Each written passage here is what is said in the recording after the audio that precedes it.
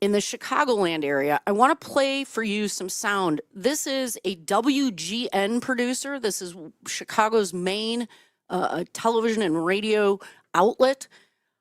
She has been taken to the ground in this video. She is being cuffed. She is a news producer. There is absolutely no legal reason to be taking down, cuffing, and arresting or detaining news persons that are covering these protests and these interactions.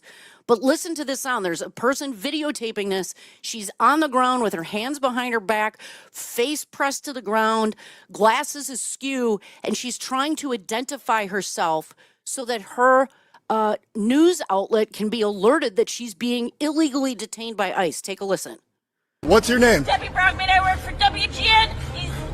Let them know. I got you. Yep. Debbie Browning? Brockman, WGN. Do you guys want to share your names too, or just going to cover your face? What in the hell is going on? I'm sure our good friend CJ has an answer. CJ, how are you? Thanks for taking my call, Maggie, and I understand why you don't like to take my call, because you need to tell the whole story. Greg Abbott, the governor, was trying to protect the border of Texas. It's not Greg Abbott's job, CJ. It's not Greg Abbott's job. There is a difference between federal law enforcement obligations, which includes border protection, and state. That is states' rights. That's the 10th Amendment. Go ahead, sir. My question is not about the merits of Greg Abbott's position. My question is about the hypocrisy in my question is about the hypocrisy in Kristi Noem's position. It wasn't okay then, but it's okay now? When you have the president allowing 6,000 per day invited illegal. That is untrue, CJ, and you are dodging the fundamental question. I am asking you, why was it not okay for Joe Biden to do that, but it's perfectly acceptable? Try to put it in a box. You can try to put it. I'll put you in a box all day long when you won't engage with me on the issue that faces Americans today. Different standards for Democrats than there is for the MAGA regime. It's all fine as long as we trade on racist overtones of fear of immigrants and lie about Joe Biden's record. Super fine. Well, I'm glad we solved that. We're going to continue the discussion about the impacts of the big brutal bill and Trump's tariff terrors on farmers on the other side. Don't go anywhere. This is the Civic Media Radio Network.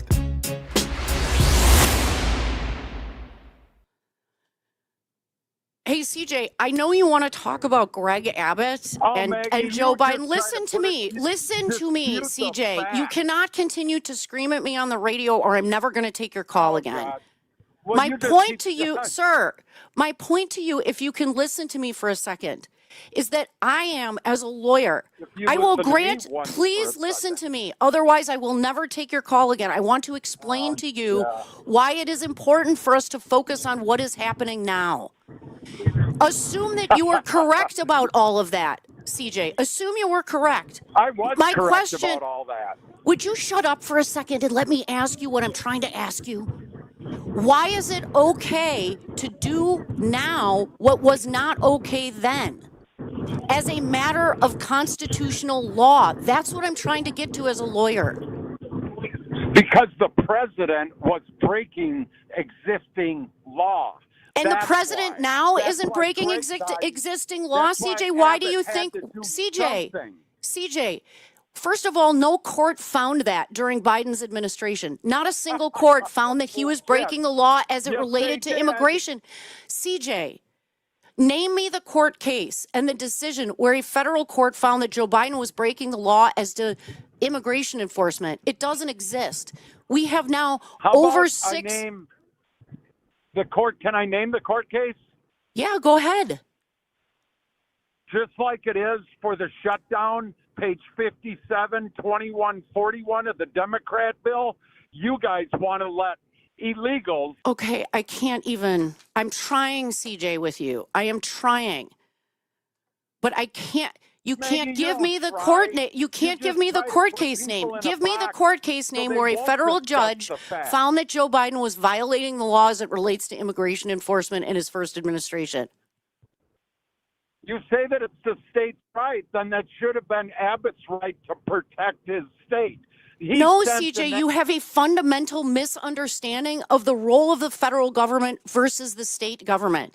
Even if Joe Biden was not properly enforcing immigration law, and I'll grant you that for the purposes of having a discussion, that does not then confer upon a state the right to interfere with the agents that are deployed to enforce immigration law by the federal government.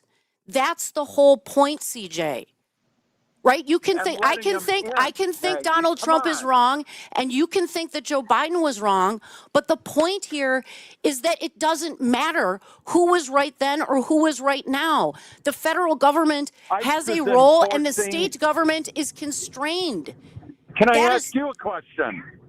Is ICE enforcing existing law?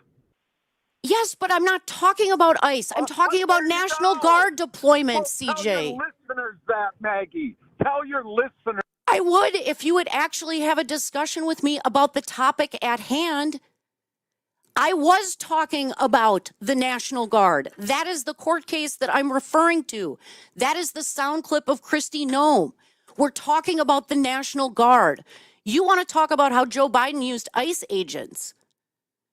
It is the same principle then as it is now, and you have a complete and total flip-flop. And the fact of the matter is, CJ, but Joe Biden never federalized the National Guard. He never did that. The one that was breaking the law was... Oh, my God. I can't. I'm trying so hard for people to understand that the Constitution needs to apply equally to both parties, regardless of what team you happen to be on. But I'm done for today, folks. If you're listening on YouTube, you can always watch the show, Behind the Thing, if you want to search for Civic Media on YouTube. We're going to take some calls when we get back. We got about